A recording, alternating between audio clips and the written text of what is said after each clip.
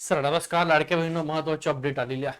ज्या जून महिन्याच्या हप्त्या संदर्भात तुम्ही वाट बघताय त्या जून महिन्याच्या हप्त्या संदर्भात महत्वाची अपडेट आलेली आहे. शेवटचा दिवस आहे, उद्याचा शेवटचा दिवस आहे. एकच दिवस बाकी आहे. आता लाडक्या बहिणीची दागदुख आहे. जून महिना संपलाय तरी सरकार पैसे कधी वितरित करणार आहे त्या संदर्भात महत्वाची अपडेट आहे. त्यामुळे सर्व लाडक्या बहिणीपर्यंत हा व्हिडिओ शेअर करा. व्हिडिओ आवडला तर नक्की व्हिडिओ लाईक करा, शेअर करा, सबस्क्राईब करायला विसरू नका. ओके, चला. जून महिना संपत आलाय पण हप्ता कुठं आहे? शेवटचा एक दिवस बाकी आहे जून महिन्याचा. मे महिन्याचा हप्ता जमा झालेला आहे.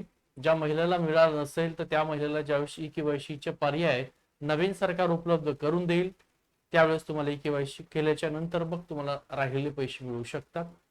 आता जून महिन्या हप्ता प्रलंबित आहे म्हणजे तुम्हाला मिळाला नाहीये.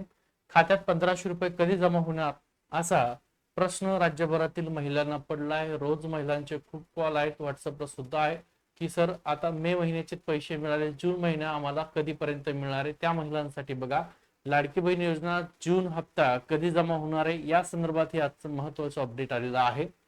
महाराष्ट्राची अत्यंत लोकप्रिय योजना मे महिन्याचा हप्ता आधीच प्राप्त झालाय. जून महिना संपत आला तरी खात्यात 1500 रुपये जमा झालेले नाहीयेत.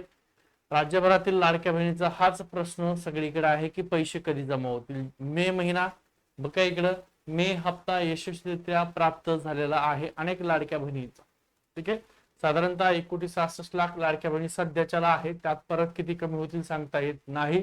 जून महिना तुम्हाला दाखवलंय, जून महिना संपायला आलाय म्हणजे आज 29 तारीख आहे, उद्याचा शेवटचा दिवस आहे, जून महिना संपून जाईल. मग या विलंबामुळे महिलांमध्ये उत्सुकता आणि सामाजिक माध्यमावर हप्त्यावर सातत्याने विचारपूस सुरू आहे.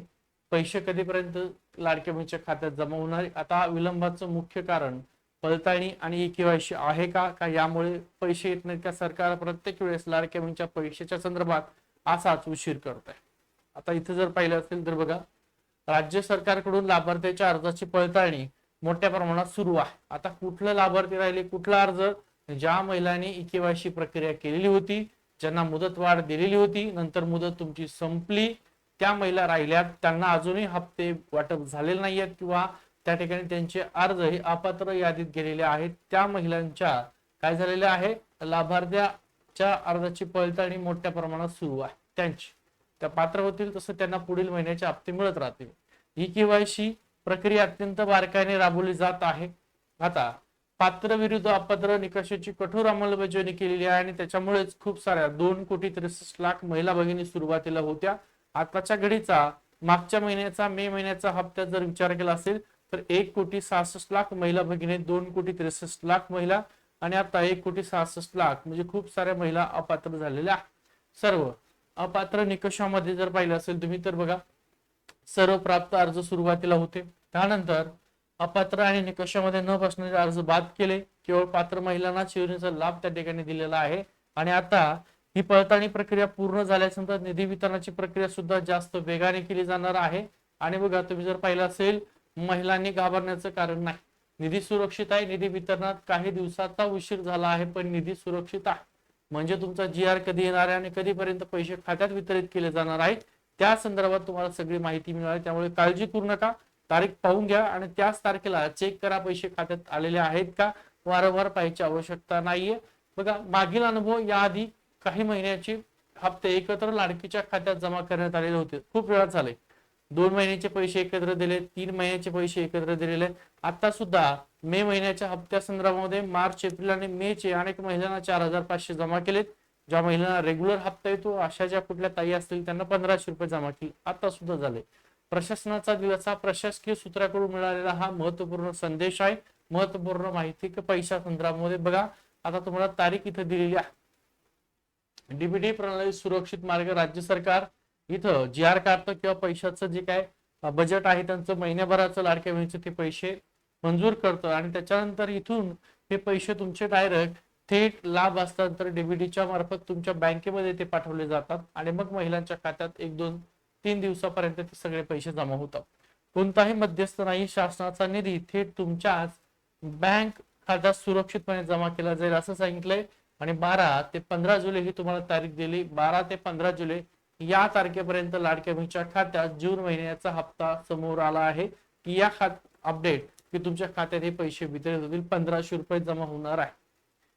हा, मिळालेल्या माहितीनुसार जून महिन्याचा हप्ता पुढच्या महिन्यात जमा होण्याची शक्यता. या कालावधीत महिलांच्या खात्यात 1500 रुपये जमा होण्याचा अंदाज प्रशासकीय सूत्राने व्यक्त केला आहे. 12 ते 15 जुलै पर्यंत अंतिम टप्पा अधिकृत घोषणेची प्रतीक्षा कोण करतं? तर राज्य सरकार, मुख्यमंत्री असेल, राज्याचे उपमुख्यमंत्री असतील, किंवा अनेक वेळा प्रत्येक वेळेस राज्याचे जे काय महिला व बालविकास अधिकारी आहेत, आदी तटकरे, त्याच प्रत्येक वेळेस घोषणेसंदर्भामध्ये माहिती देत आहेत. यावेळेस सुद्धा तुम्हाला माहिती मिळेल ई-केवायसी आणि पडताळणी प्रक्रियेमुळे विलंब झालाय का, कधी मिळणार आहे? तर 12 ते 15 जुलै दरम्यान तुम्हाला पैसे मिळतील. आणि सद्यस्थिती ही माहिती सूत्राकडून आहे. अद्याप म्हणजे शासनाने त्या अधिकृतपणे घोषणा केलेली नाहीये ना.